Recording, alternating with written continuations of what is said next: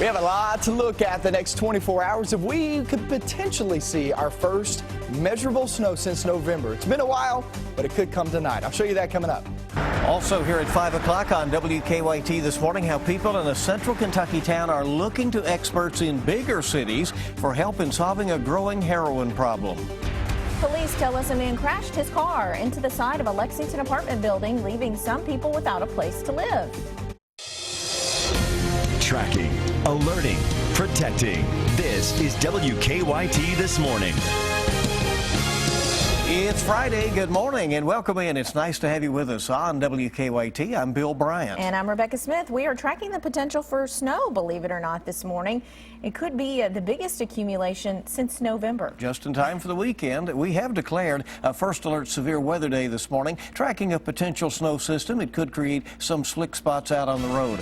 Let's go to WKYT First Alert meteorologist Micah Harris. Yeah, what's really wild is we're here at the 23rd of January, almost into February, and we still have not seen a snow December nor January, measurable snow that is, for here in Lexington and a lot of locations. So this could be the moment we start to see those tables turn. We'll see. I mean, it's possible. It's not an absolute slam dunk though, so light amounts are expected. 30 degrees there in Lexington. Not much going on outside this morning. Today's forecast: rain changes over to snow later on, and I'll explain when you can expect that and how much of an impact that will be coming up. All right, see you then. It may be calm this morning, but when you leave tomorrow morning, you could have those slick roads to deal with this potential for snow. Fortunately, central Kentucky has a mild winter so far, and that means road crews have plenty of salt on hand. WKYT's Whitney Wetzel joining us live with what we can expect tomorrow morning.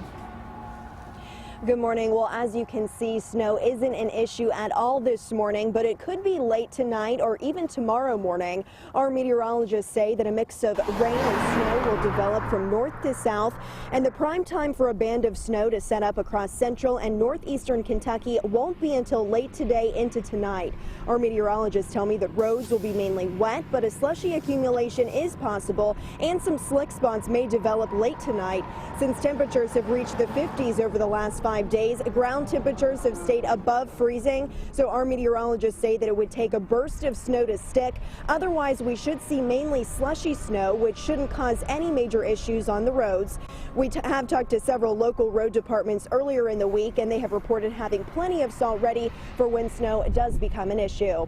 Live in Lexington, Whitney Wetzel, WKYT. We are tracking a developing story out of Bell County this morning. That's where Kentucky State Police say a woman was murdered.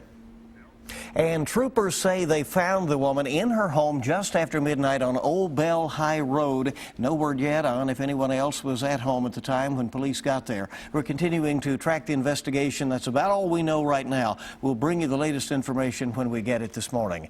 For most of his life, Wendell Ford served the people of Kentucky, first as lieutenant governor, then as governor, and then as a U.S. senator. Kentucky lawmakers saying he was a champion for families and hard workers. This weekend, Kentuckians will be able to pay their final respects to Ford, who died yesterday morning at the age of 90. WKYT's Mark Barber is joining us live from Frankfort with how he'll be remembered at our state capitol. Good morning to you, Mark. Good morning, Rebecca and Bill. The well-loved political icon will lie in state here at the state capitol rotunda from 11 a.m. to 6 p.m. on Sunday. The memorial service for Wendell Ford will then be at 3 p.m. The former four-term Democrat, who was widely respected for faithfully respecting his constituents' views, died at the age of 90 yesterday in his home. Last year, Ford went through a series of chemotherapy treatments in his hometown of Owensboro after a malignancy was found on one of his lungs. Ford's highly successful political career went from lieutenant governor to governor and then U.S. senator. He only served 3 years in the governor's mansion, but at one point he became the longest-serving U.S. senator from Kentucky. When Governor Steve Beshear learned of his death yesterday, he said Kentucky lost one of its great statesmen. Number one, he listened.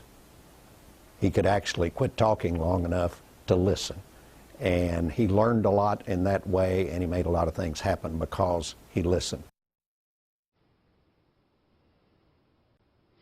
Now, Ford's funeral will be held at 11 o'clock Tuesday morning at First Baptist Church in Owensboro. Live in Frankfort, Mark Barber, WKYT. Mark, thank you very much. It's a big problem in a small central Kentucky town. Healthcare workers have noticed a dramatic increase in the number of heroin overdose patients in Cynthiana. Cynthiana leaders brought in experts from bigger cities in northern Kentucky for help in solving the problem. At a meeting last night, members of the Heroin Impact Response Team passed out overdose emergency response kits. Health experts say there were 230 deadly heroin overdoses in 2013 statewide. They expect that number to triple. A man faces charges after police say his car crashed into the corner of a Lexington apartment building. Happened yesterday morning at Mount Tabor Apartments near the intersection of Alumni and Yellowstone Parkway. Lexington police say the driver, 33-year-old Jeffrey Lodge, overdosed on drugs, causing him to crash. One woman who lives in the building told us she rushed in to help the driver. That window right there, that's where I was standing, right in front of that window. And so that immediate boom, yeah, I knew that it was impact on the building. I didn't know whether to look at the front or the back, and so I just went out the back door because I can see more, and there it was. And so I bent down immediately because he was conscious and looking around, and I bent down immediately to look at him and ask him if he was okay. Lodge was taken to the hospital. Police have charged him with DUI and other traffic offenses. No one else was injured. Two families had to find another place to stay last night. It's now 5:06 on WKYT this morning. A Kentucky man charged in the death of his niece more than 15 years ago has agreed to a plea deal. Stanley Deshawn took an offered plea for manslaughter yesterday in Bullitt County. That means he does not admit guilt, but he acknowledges there is enough evidence to convict him. Prosecutors recommend a 20-year sentence. Deshawn had been charged with murder in the 1999 death of 17-year-old Jessica Deshawn. Police say she was killed after disappearing from her home. Well, this morning, police say the same man could be behind robberies in 4 central Kentucky cities. 2 of them happened yesterday morning about half an hour apart. Police say a Cash Express in Versailles and a check into cash in Frankfort were robbed. In both cases, police say the description of the robber is similar. Police say robberies at check cashing businesses in Lexington and in Nicholasville could also be connected. They've not made any arrests. The attorney for a state senator arrested for DUI says the charge should be dropped because of a more than 100-year-old Kentucky law, part of the state constitution. During a hearing in Franklin County, Senator Brandon Smith's attorney asked the judge to dismiss the DUI charge. Smith was arrested on the opening night of the legislative session. His attorney cited a statute in the Kentucky Constitution. It says members of the General Assembly will be privileged from arrest during the legislative session, except in cases of treason, felony, breach, or surety of the peace. The request has not been sitting well with Mothers Against Drunk Driving. Everyone who lives in the state of Kentucky, everyone who lives in the United States should be held accountable if they broke a law. The statute in question, again ratified in 1891. The judge did not rule on the request on Thursday. Smith represents the 30th District, which covers much of southeastern Kentucky.